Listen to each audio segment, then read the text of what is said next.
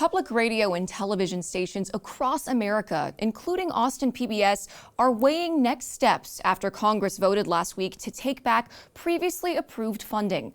Republicans have criticized news coverage that they say is biased and left-leaning, while journalists and First Amendment advocates say the defunding is a form of censorship. The CEO of Austin PBS, Luis Patiño, joins us now. Luis, thanks so much for being with us. Thanks for having me. I know you've had a busy few weeks. So, Luis, what's your reaction to the vote on the rescission bill? Certainly not a surprise. Yeah, not a surprise. I think we've all been waiting in anticipation sort of for the shoe to drop. Doesn't lessen the blow. Our executive producer of Austin City Limits recently did an interview with Billboard magazine, and I think he said it best. It feels like a gut punch. So not a huge surprise to many, to most, but again, nonetheless, it's concerning, worrisome. It hurts those of us that work in public media, but we must move on. How will this impact Austin PBS? Do you anticipate any cutbacks here?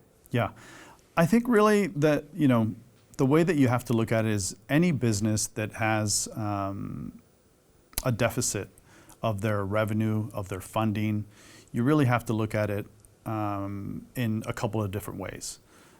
First and foremost, you can never cut yourself to prosperity, right? Meaning that whatever we decide to do, it will be a combination of a number of things.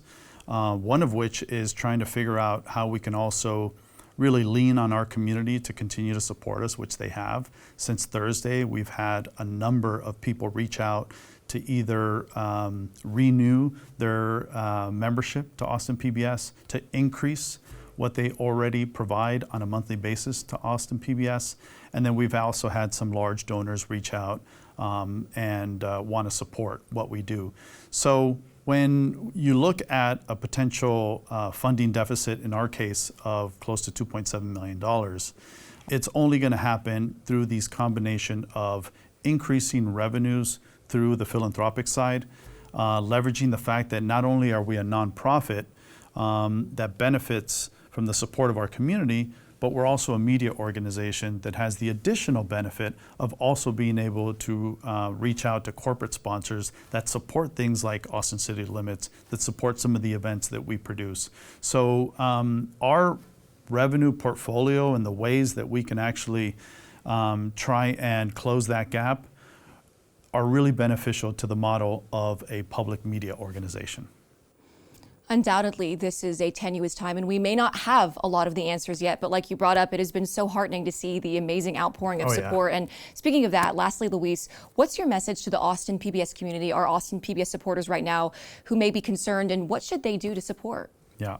Well, so far the best post I've seen says defunded but not defeated. Yeah. Right? I really love that one because I think that really elaborates on the spirit of how we need to think about this, right? So, okay, so this action happened. It wasn't a big surprise. It still hurts, but we really need to figure out what does the future of public media look like here, right? And I think that we need to really make sure that we are on solid footing in Austin at this PBS station, because there's going to be others that might need our help down the line. When you start thinking about the state of Texas, I've spoken to some of my colleagues, most recently my colleague in Midland, Odessa, in Corpus Christi. Later today, I have a call with the teams from Lubbock and El Paso, all in an effort to try and see how we can help each other during this time.